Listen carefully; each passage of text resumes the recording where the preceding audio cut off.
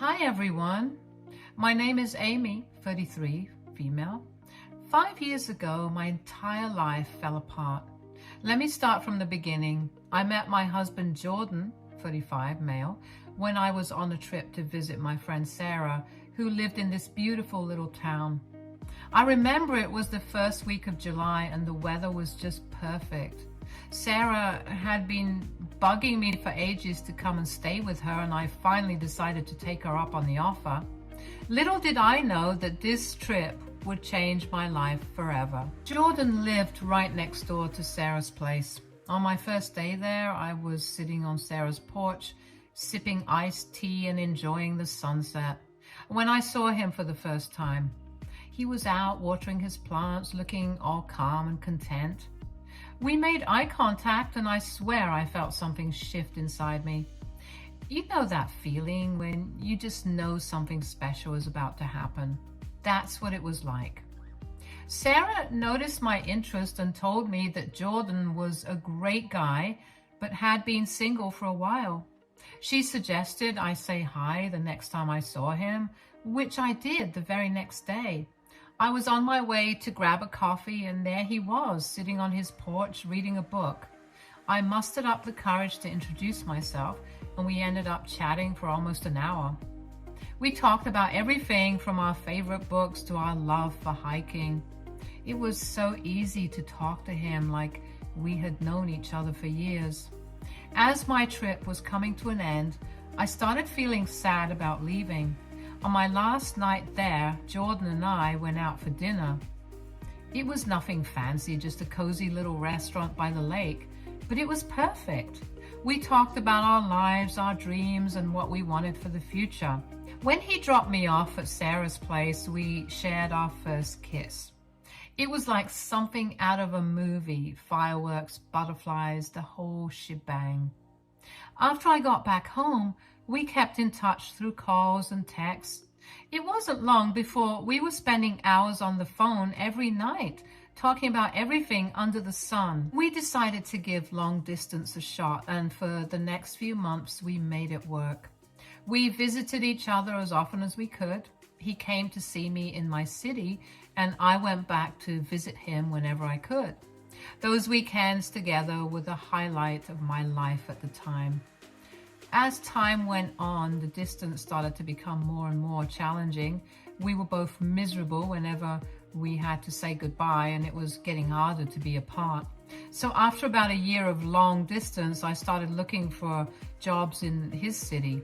I was lucky enough to find a great opportunity, and I decided to take the plunge and move there. The one thing in our relationship that I felt was weird was his relationship with his mother, Pam, 57, female. Now, here is the thing about Pam and Jordan's relationship. They are very close. Jordan is a typical mama's boy, and Pam is one of those moms who don't think that anyone is good enough for their son. Her relationship with Jordan sometimes made me feel like the third wheel in our own relationship. One of the first instances that made me realize how close they were was when I had just moved in with Jordan. We had just settled into our new apartment and were still getting things sorted out. One evening, Pam showed up unannounced. She had a key to the place, which I didn't know she had, and walked in while we were having dinner.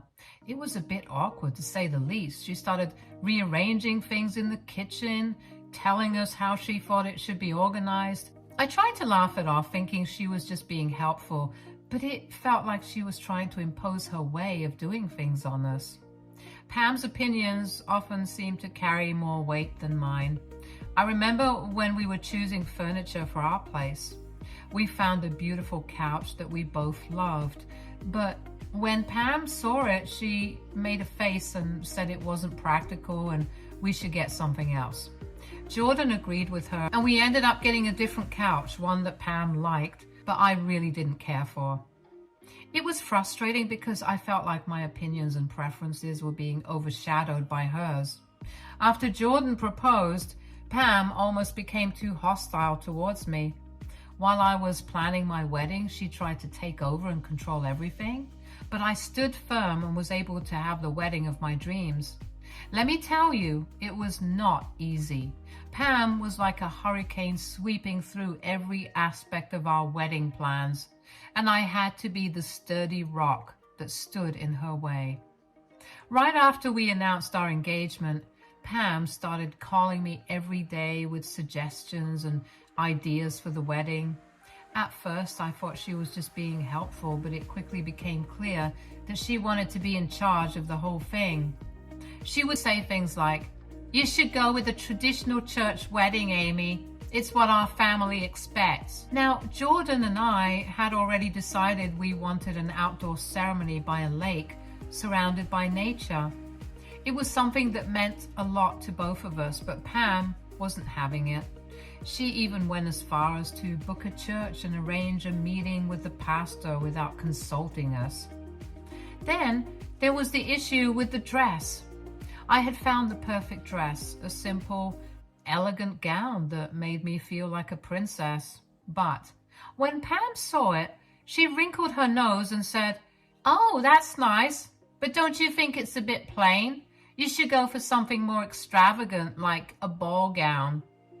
She actually took me to another bridal shop and tried to get me to buy a huge puffy dress that looked like it came straight out of a fairy tale. It wasn't me at all, and I had to firmly tell her that I was sticking with my choice. She looked so disappointed, but I wasn't going to let her guilt me into changing my mind.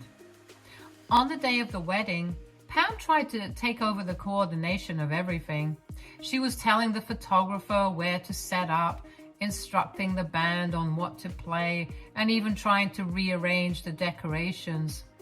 At one point, I had to take her side and politely but firmly tell her that we had everything under control and that she should just relax and enjoy the day. It was tough, but I was determined to make sure that our wedding reflected who we were as a couple, not her vision. About a year after the wedding, Pam lost her job. She was working as a manager at a local store, and unfortunately, the store shut down. It was a tough time for her and she was pretty shaken up. Jordan and I talked it over and agreed that until she could find another job, we would help her out with the rent. Pam's place wasn't too far from us, so it made sense to help her out rather than have her stress about finances on top of everything else. Pam started looking for a new job, but she kept complaining that it was hard to find one because of her age. She said, "No one wants to hire someone in their late 50s. They all want young people." At first, I felt really bad for her and tried to be as supportive as possible. I even helped her update her resume and coached her on how to answer interview questions. But after a few weeks, I started to notice a pattern. Every time she went for an interview, she would come back with a story about how the interviewer didn't seem to like her or how the job wasn't a good fit because the company seemed too disorganized. She would say things like, "I can't believe how unprofessional these people are," or "I don't want to work for a place that doesn't have its act together." It began to feel like she was finding excuses not to take any job that came her way. A year passed and Pam still hadn't been able to get a job. We were still continuing to pay her rent, and it was starting to really take a toll on our finances. But then things changed in a big way. I found out I was pregnant. It was the happiest day of my life. I had always wanted to be a mother, and knowing that I was going to have a baby made everything seem brighter. Jordan and I were over the moon with excitement, and we started preparing for our little one's arrival right away. When I was about 8 months pregnant, I decided it was time to take my maternity leave. I worked in sales, and while I still received my basic salary during my leave, my main source of income was from the commissions, which stopped as soon as I went on leave. This meant our income took a significant hit, and things got a lot tighter financially. We were managing, but it was clear we couldn't keep up with paying Pam's rent much longer without seriously compromising our own financial stability. As my due date approached, the stress of our financial situation started to weigh heavily on me. I was supposed to be focusing on preparing for the baby and enjoying this special time, but instead I was constantly worrying about money. We had savings, but they were dwindling fast, and we needed to make sure we had enough to cover any unexpected expenses that might come up with the baby. We agreed that we needed to have a serious talk with Pam and let her know that we couldn't continue to pay her rent. We decided to have the conversation the next day. Pam came over for lunch, and after we finished eating, we sat down with her in the living room. I was so nervous, my heart was pounding in my chest. Jordan started by explaining our situation, how my income had decreased significantly, and how we were struggling to make ends meet. Pam listened quietly, but I could see her expression darken as she realized where the conversation was headed. When we told her that we wouldn't be able to pay her rent anymore, she got very upset. She said, "How am I supposed to survive without your help? I've been trying to find a job, but no one wants to hire someone my age." I felt bad for her, but I also knew that we had to prioritize our own family's needs, especially with a baby on the way. I tried to stay calm and explain that we had been supporting her for over a year and that we just couldn't afford it anymore. I suggested she look into other options like finding a roommate to share the rent or even moving into a more affordable place. Pam was not happy about it. She said she couldn't possibly live with a stranger and that moving would be too much for her to handle. The conversation was tough and it didn't end on a good note. Pam left in a huff and I felt terrible. Less than a week later, Pam came to visit us again, and this time she didn't say anything about the rent, and I thought we had moved past the whole issue. She seemed calm, and we had a nice chat about the baby and other light-hearted topics. It felt like a weight had been lifted off my shoulders, and I was relieved that things seemed to be getting better. But then, after she left, something strange happened. Jordan got a call from her, and I could see his face tense up as he listened. He didn't say much, just a few uh-huhs and "okay, I'll be there soon." Less than 5 minutes later, he grabbed his keys and told me he had to go out for a bit. I assumed he was going to his mother's place, but I didn't think much of it at the time. Maybe she needed help with something, I thought. Hours passed and Jordan still wasn't back. I started to get worried and tried calling him, but he didn't pick up. I sent him a few texts asking where he was and if everything was okay. All he responded with was a short message saying he wouldn't be home that night and that he'd explain everything later. My heart sank. I couldn't understand why he wasn't coming home or what could be so important that he needed to stay out all night. The next day, I had an important prenatal appointment. Jordan was supposed to accompany me, but he didn't show up, so I went alone. Everything went fine at the appointment, and I was looking forward to sharing the updates with him. But when I got back home, I was greeted by a shocking sight. My stuff was on the porch. Clothes, books, everything. There was a note taped to the door from Jordan. It said he knew I cheated and that he wasn't the father of the baby. My heart sank, and I felt a wave of panic wash over me. I tried to get inside, but the locks had been changed. How had he managed to do all this so quickly? It was like my world had turned upside down in an instant. I didn't know where to go, so I went to my friend Sarah's house. She lived right next to us, and I hoped she could help me figure out what to do.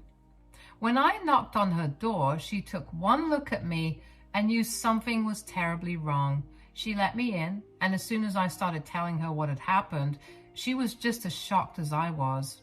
Sarah said she had heard some commotion earlier but hadn't paid much attention to it. She had no idea what was going on either. I tried calling Jordan, but he didn't pick up. My mind was racing, trying to make sense of everything. Then, out of nowhere, I received a text message from Jordan.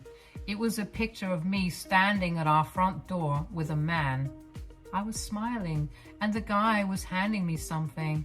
I remembered this guy. He was a colleague who had come over a few times to get my signature on some work document. Nothing inappropriate had happened. He was just a co-worker. Who could have taken this photo? I was so confused and hurt. I texted Jordan, trying to explain that the man in the picture was just a colleague from the office and that nothing had happened between us. But Jordan didn't believe me. He just replied saying he wanted a divorce and that he couldn't trust me anymore. It felt like a dagger to the heart. I couldn't believe it took so little to destroy our relationship. Trust me, I tried my best to explain everything and reassure him, but it was like he had already made up his mind. Something had changed in him and he wasn't ready to listen to me at all. A few weeks later, I was still living at Sarah's house. I was trying to keep myself together, but it was hard with all the stress and uncertainty hanging over me. I did make plans to move back to my parents' place for a while to get some stability, but I couldn't travel right now because of how far along I was in my pregnancy. It just wasn't safe for me or the baby. I needed help, so I asked my mom to come and stay with me. She flew in the next day, and it was such a relief to have her by my side during this difficult time. My mom helped me find a small apartment nearby. It wasn't much, but it was a place where I could start over. I used what little money I had saved to sign the lease, and my parents generously loaned me some money to help with the baby's expenses. They have been my rock through all of this, and I couldn't have made it without them. It was a humbling experience relying on my parents like this, but I was grateful for their support. I had to deliver my baby without my husband. My mom was there, but I still felt so alone. After a month later, I was still trying to reach out to Jordan, texting him, sending him photos of our baby boy, and doing everything I could to make him believe that he was the father. I kept telling him that we could get a paternity test and that all I needed was a sample of his hair, but he wasn't even willing to try that. It was like he had completely shut me out. Then one day, out of the blue, he sent me divorce papers. I was furious and heartbroken at the same time. I didn't know what to do. I felt so helpless and abandoned. I didn't have any other option but to hire a lawyer.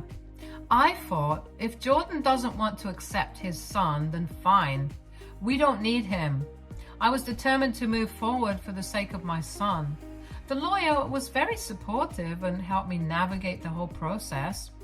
I decided to include a clause in the divorce papers stating that Jordan was relinquishing his rights as a father. I was shocked when he happily signed the papers without any objections. It was like he didn't even care. Within a few months, we were divorced. Raising my son alone was really tough.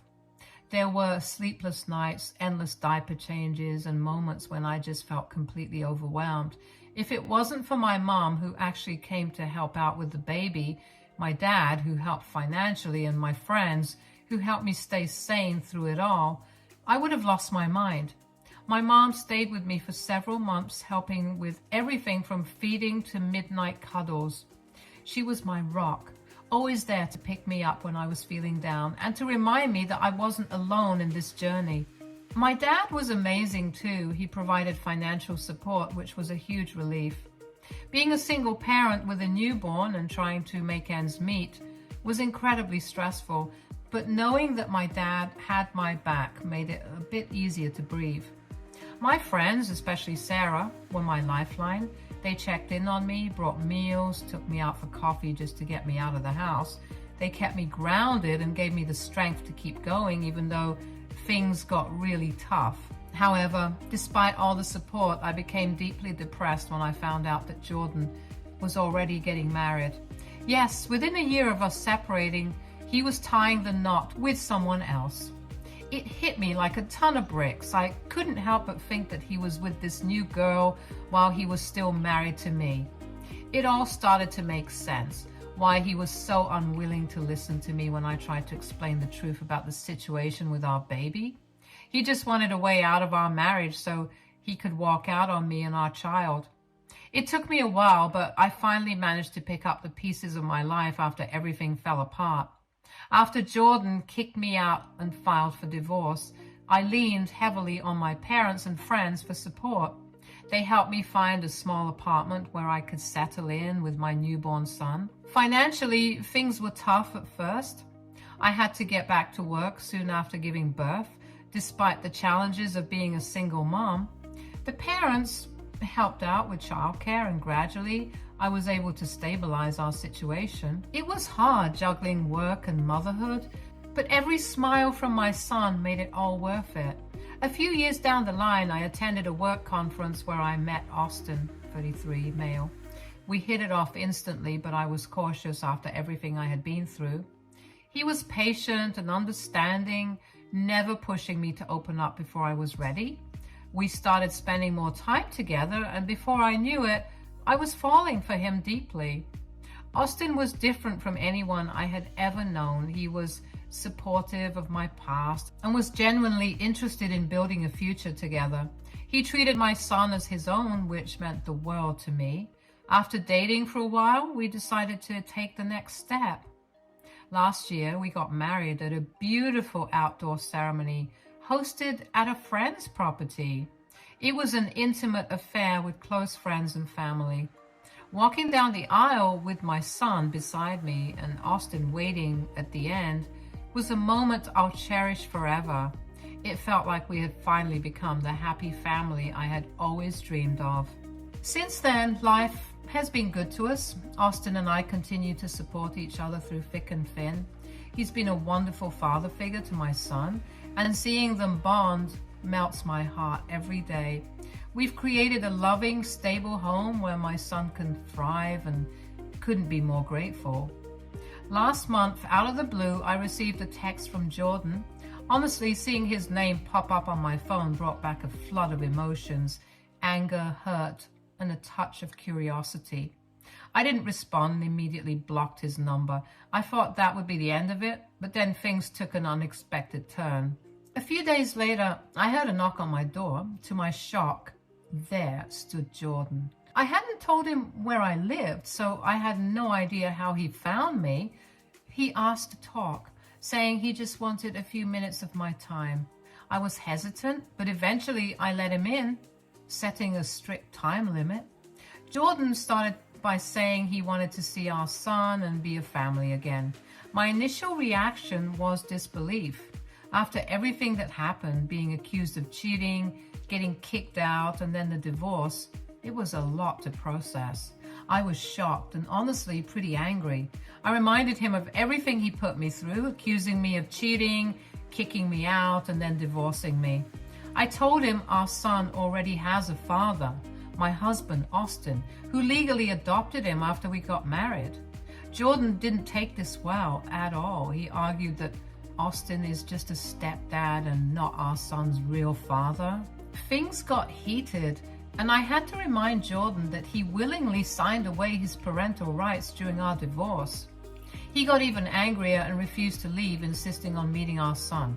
I felt so cornered that I threatened to call the police if he didn't go. Eventually, he left after banging on the door for a while. Since then, Jordan has been bombarding me, my mom, and my friends with calls and messages. I'm feeling overwhelmed and unsure of how to handle this situation. It's like he's trying to force his way back into our lives after abandoning us. Has anyone here been through something similar? Any advice on how to handle Jordan's persistence without putting my family's peace at risk would be greatly appreciated. Thanks in advance for your help. Update 1. Hey everyone, I wanted to update you on what's been happening since I last posted. First, thank you all for your support and suggestions. It really means a lot to me. After Jordan showed up unannounced and started harassing us, I decided to seek legal advice. I contacted a lawyer and explained the whole situation to her. She assured me that legally, Jordan has no rights to my son. She explained that because my husband Austin legally adopted my son after we got married, Jordan's rights as a biological father were effectively terminated when he willingly signed away his parental rights during our divorce. It was a huge relief to hear this from a legal professional.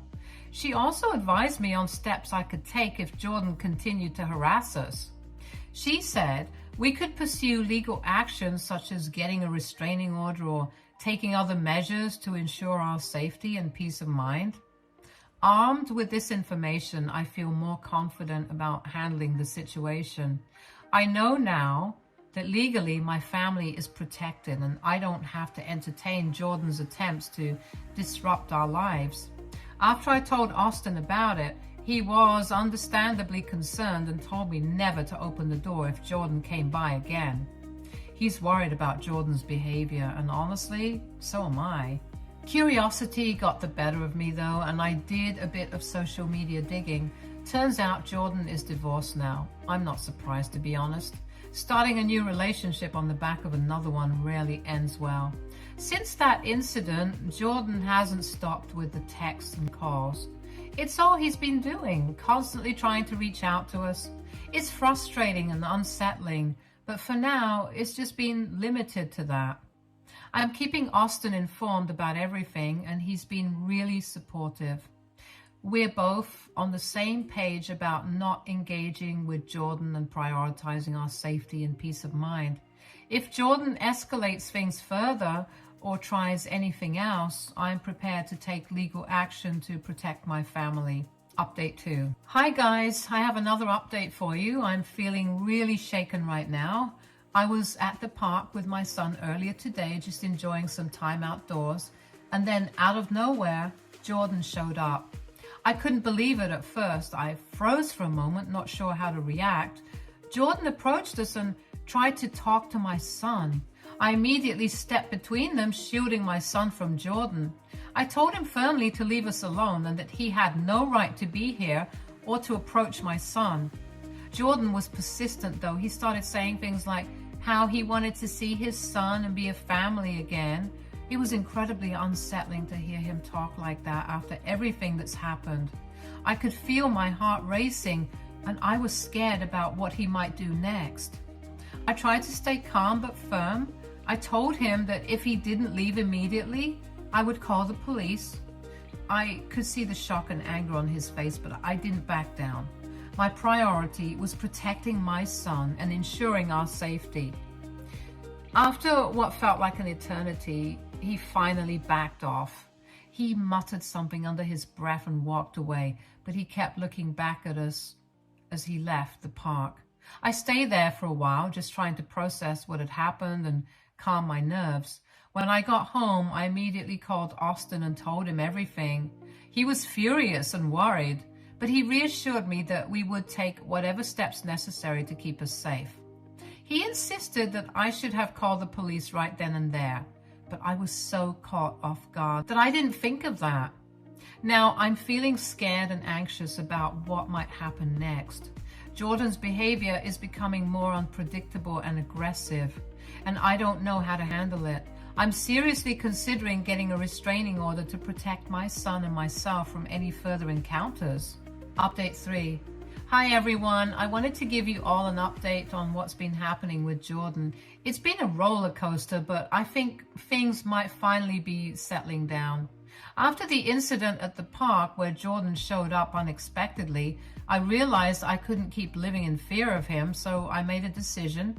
I sent him a firm text message and told him that if he wanted to see his son, he needed to get a lawyer and we could discuss things through legal channels. I didn't want any more surprises or confrontations. I also made sure to have my lawyer with me when we met.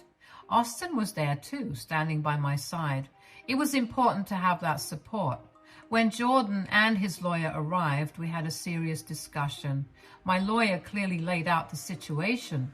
Jordan had no legal rights to my son. She made it clear that any further attempts to contact me or my son would result in legal action, including involving the police if necessary. I think the formality of the meeting and the strong stance from my lawyer might have finally made Jordan realize the seriousness of the situation. Since then, he hasn't tried to contact me again. It's been quiet, and for that, I'm incredibly relieved. Of course, I'm still cautious. I don't know if this saga with Jordan has truly ended, or if he might try something else in the future. But for now, I'm taking it day by day and focusing on moving forward with my family, Austin and my son. I want to thank you all for your support throughout this challenging time. Your advice and encouragement have meant the world to me.